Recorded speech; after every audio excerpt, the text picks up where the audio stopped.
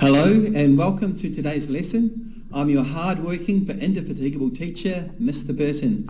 You will need to watch this video and take notes as you go.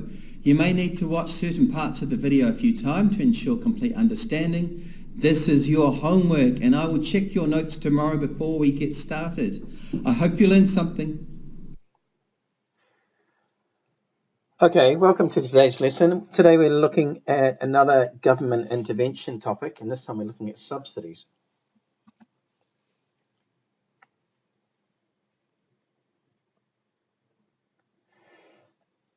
Quick reminder of what a subsidy is. A subsidy is a benefit given to an individual, business, or institution, typically by the government. Subsidies are given to promote a social good or an economic policy. The government usually provides subsidies in the form of cash or tax breaks. Other forms of government subsidies are low-rate loans and certain types of rebates. Two of the most common types of individual subsidies are welfare payments and unemployment benefits. The objective of these types of subsidies is to help people who are temporarily suffering economically. Other subsidies, such as student loans, are given to encourage people to further their education. Subsidies to businesses are given to support an industry that is struggling against international competition that has lowered prices, such that the domestic business is not profitable without the subsidy. Farming is the best example of this type of subsidy. Subsidies are given to farmers in the interest of helping them remain profitable. Economists and policymakers often debate the merits of subsidies. Some economists argue that subsidies to particular industries are vital to help support businesses and the jobs they create. Other economists feel the market should determine if the business survives or fails. If it fails, those resources are allocated to a more efficient and profitable use. They argue that subsidies to these businesses simply sustain an inefficient allocation of resources. Okay, so specifically today we are looking at subsidies paid by to businesses by governments to increase production.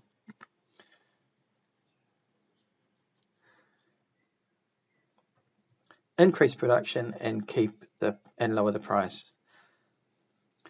So subsidies are payments made by government to individual firms or firms within an industry. It takes the form of payment per unit of output that the firm produces, which increases the firm's profitability for each unit of output at each price in the market. And this increased profitability incentivizes firms, and they will increase the supply of the subsidized good or service. Therefore, as we know from our supply topic, supply increases and the supply curve shifts right by the amount of the subsidy, and this causes the price to fall and the quantity demanded to increase. So in the model we have here, we have the second supply curve, S2, moving right by the amount of the subsidy, and this now becomes supply 2, which equals supply 1 plus the subsidy.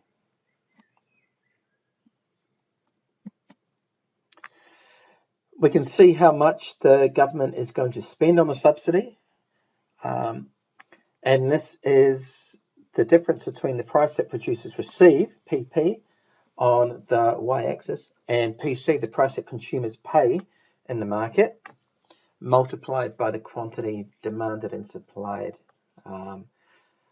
with the increased supply there.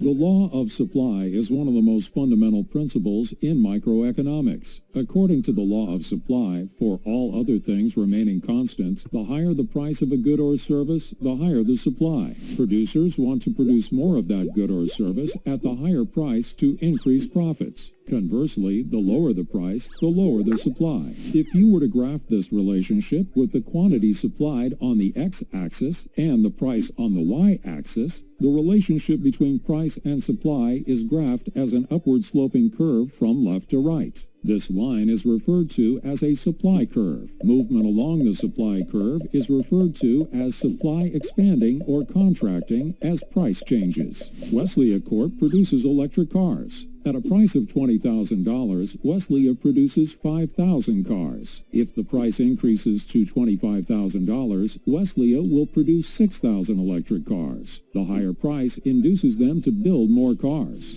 The law of supply is a theoretical concept. In real life, variables do not remain constant. Things other than price can affect supply, such as prices of related goods, availability, and price of raw materials. So subsidy is going to do two things. It's going to increase the price that producers receive from supplying their good to the market, and it's going to lower the price that consumers pay for the good or service that's being subsidized. And that increased price that producers receive and follows on from the law of supply. An increase in price increases the quantity supplied of a good. Ceteris paribus.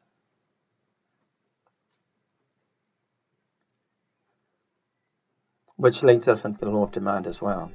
The law of demand is one of the most fundamental principles in microeconomics. It's all about how price affects demand. According to the law of demand, for all other things remaining constant, the lower the price of a good or service, the higher the demand will be. Conversely, the higher the price, the lower the demand. If you were to graph this relationship with the quantity demanded on the x-axis and the price on the y-axis, the relationship between price and demand would be a downward sloping curve from left to right. This line is referred to as a demand curve.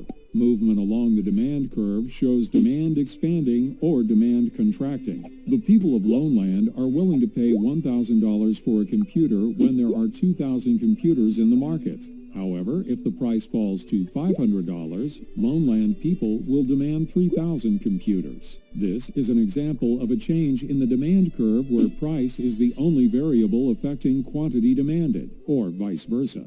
In real life, things other than price can affect demand, including income in the economy, price changes in competitive goods, and swings in consumer preferences. This type of change in demand is called a shift of the demand curve. Imagine the island of Loneland just discovered a huge reserve of oil underground, and now all of its citizens are considerably richer. In this case, the demand curve for computers would actually shift upwards, since their incomes increase. Demand curves shift based on external factors, rather than the quantity demanded or the price. Okay, so just to reinforce this idea, once the subsidy is in place, producers receive a higher price for their good or service in the market, and following on from the law of supply, this increases the quantity supplied by firms in the market or the industry. And the subsidy also reduces the price that consumers pay for the good or service in the market, and following on from the law of demand, this reduced price increases the quantity demanded.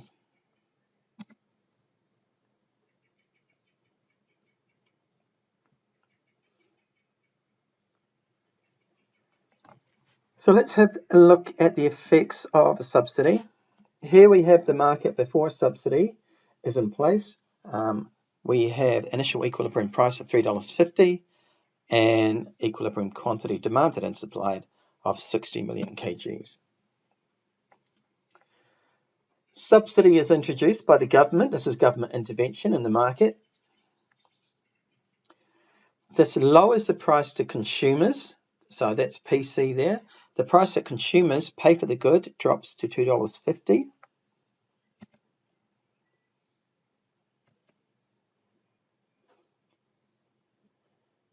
And the quantity demanded and supplied jumps out to Q sub there, which is 100 million kgs.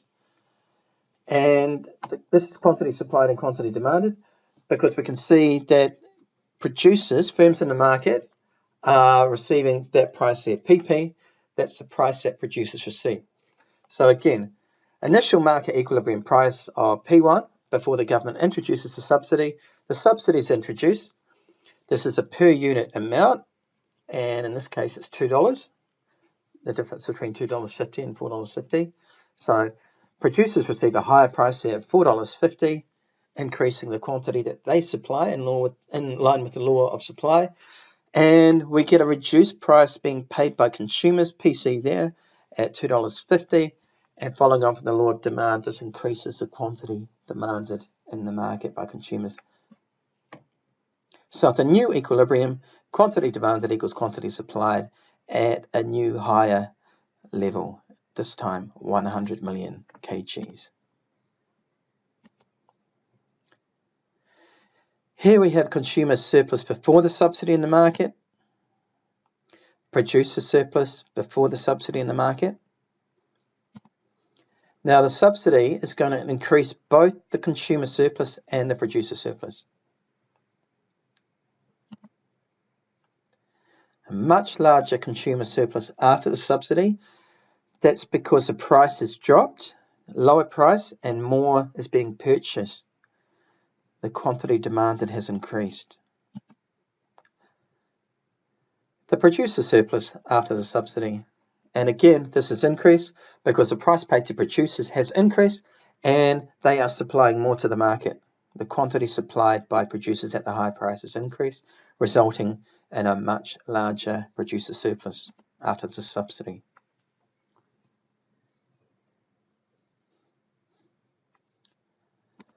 Of course, it all has to be paid for by someone, and that's the government. So this is a government expenditure on the subsidy. It's the difference between the price producers receive, the price consumers pay, and calculated, multiplied by the new quantity demanded and supplied in the market.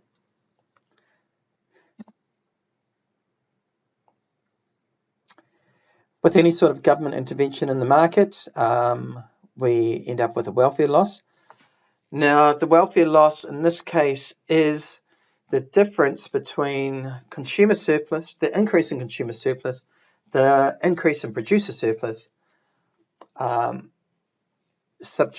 that's subtracted from the government expenditure. So the government expenditure on the subsidy doesn't match the increase in the consumer surplus or the increase in the producer surplus. The government expenditure on a welfare, on the subsidy, is greater than the increase in the consumer surplus and producer surplus.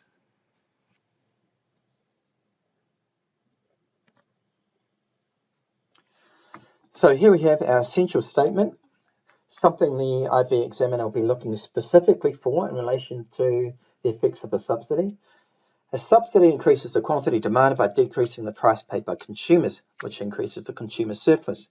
A subsidy increases the quantity supplied by increasing the price received by producers, and this increases producer revenues and profitability and the producer surplus.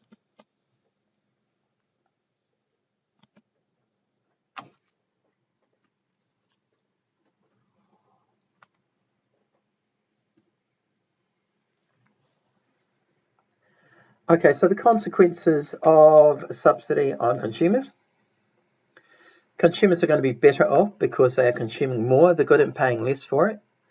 So we know that the price of the good decreases from P1 to PC, the price consumers pay. And at the lower price following the law of demand, there's an increase in quantity demanded at the lower price, Q1 to Q sub. The gain in consumer surplus is CS1 to CS subsidy, and that's shown there. So previously it was a yellow triangle, now it's a yellow triangle plus the green extra bit below. So the triangle, the consumer surplus triangle, becomes much larger. Producers like subsidies too. They're better off because their output of the good has increased and they're receiving a higher price for each unit of the output they produce and sell. The increase in price and the increase in sales leads to an increase in producers' total revenues, and that improves their profitability. The price of firm receives increases from P1 to PP, price producers receive, and there's an increase in the quantity supplied at the higher price, so that's Q1 to Q sub. And the gain in producer surplus is also shown there. So previously it was just a yellow triangle, and now it's a combined yellow and green areas there, resulting in a much larger triangle of the producer surplus.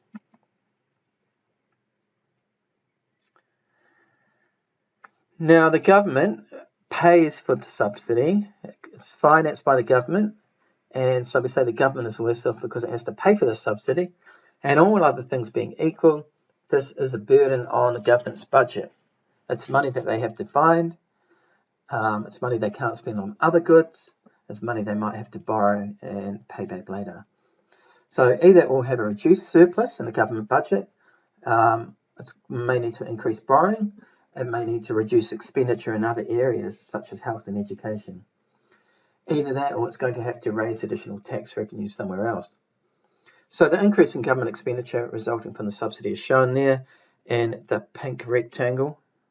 The difference between the price producers receive, the price consumers pay, and the amount demanded and supplied. For employees, as firms increase their output as a result of a subsidy, it's quite likely that firms are going to require extra workers to produce their product, and wages may be higher as subsidised firms face less competitive pressure to be cost efficient. And there may be a shortage of skilled labour in the industry. Employers who are hired and or who have higher wages are going to be better off. Society as a whole. Now, we're not worrying about merit goods just yet, notwithstanding merit goods, as there is now an over-allocation of resources in producing the good or service, and that, when we move from Q sub from Q1, we can say that society is worse off. Remember, there was an allocative efficiency, there was a welfare loss there. And also because subsidised firms are conferred a degree of protection, those firms which are relatively inefficient are going to continue to produce goods and services. And in the case of merit goods, these are those goods and services that the government feels are beneficial for people, beneficial to other people. Merit goods are underconsumed in the market if left to market forces, and we're going to come to this later in topic 1.12. So if the government believes there's an under-allocation of resources to the production and consumption of the good, so for example vaccinations, then a subsidy is an efficient intervention to correct for that market failure, and society is going to be better off. So without merit goods, if it isn't a merit good that's being subsidised, society is worse off. If it is a merit good, society as a whole is likely to be better off. Foreign producers are not going to be happy. Export subsidies help domestic firms compete on price in the international market, and that's going to increase the supply of the subsidised good or service in the foreign market. Increased supply reduces the price of the good or service, and firms' total revenues and profitability are going to fall. So foreign firms will face extra competition. They will have reduced sales and lower prices in the market. They become worse off. Foreign firms exporting to countries where firms are subsidised are also worse off because they are less likely to be subsidised themselves, and as a result they're going to have higher costs of production. They're going to be less able to compete on price, will have reduced sales revenues in this market, and be less profitable than if they were competing in a competitive free market. And sometime next year, in our international topic, we will explore this a little bit further, a lot further actually. So quite a few effects on stakeholders for you to remember, be able to articulate and communicate to your examiner. Why might governments grant subsidies? They may want to increase revenues and incomes for producers. They may want to make certain goods and services affordable to households on low incomes. Things such as healthcare. Encourage the production and consumption of merit goods. Support the growth of certain industries.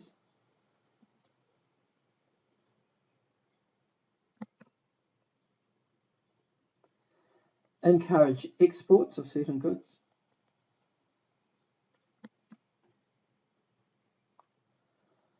And to improve resource allocation in general, correcting for positive externalities.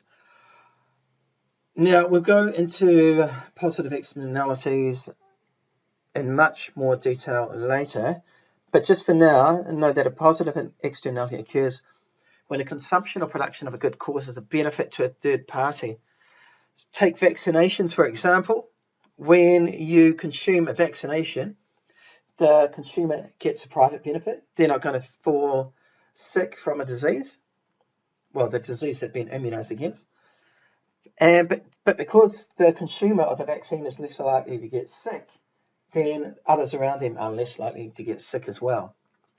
So there is a positive effect passed on to others in society, a positive externality.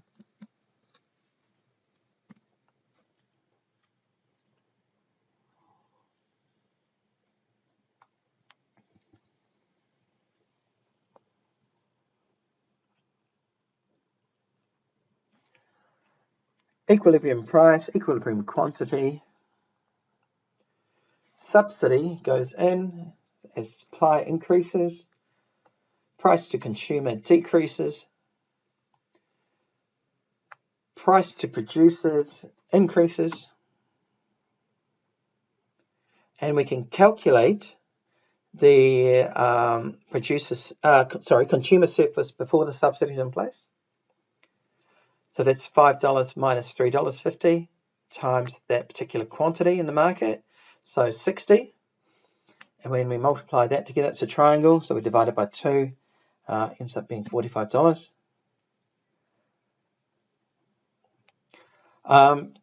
Almost essentially the same calculation for the producer surplus, but the producer surplus does not have to equal the consumer surplus. The consumer surplus may be larger, the consumer surplus may be smaller than the producer surplus.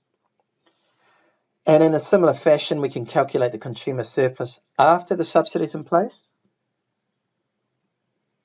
So that's the price consumers pay, where the demand curve intersects with the y-axis, multiplied by the quantity. And again, it's a triangle, so we divide it by 2. 125. A similar sort of calculation for the producer surplus. And again, it's just coincidence here that the producer surplus equals the consumer surplus. It doesn't have to be that case.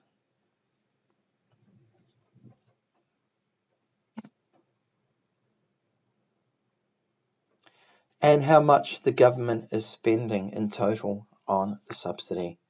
So that's the difference between PP and PC multiplied by the quantity supplied and demanded in the market. And again, to find the effects of the deadweight loss, that loss of welfare, we're calculating another triangle here, which you'll know how to do from your year 7 maths.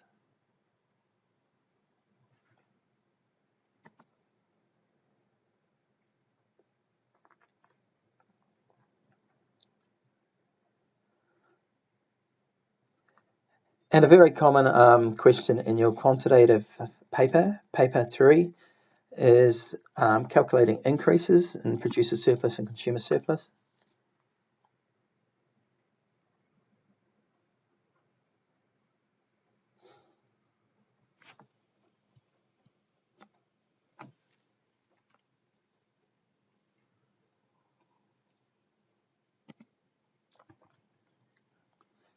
Okay, so that's a gain in producer surplus, and we can calculate that, no problem at all. We're just calculating a rectangle and a triangle and adding them together. The gain in consumer surplus, again, we're just calculating a rectangle, $3.50 minus $2.50 multiplied by 60, and then we go away and calculate the area of the triangle that occurs after that rectangle.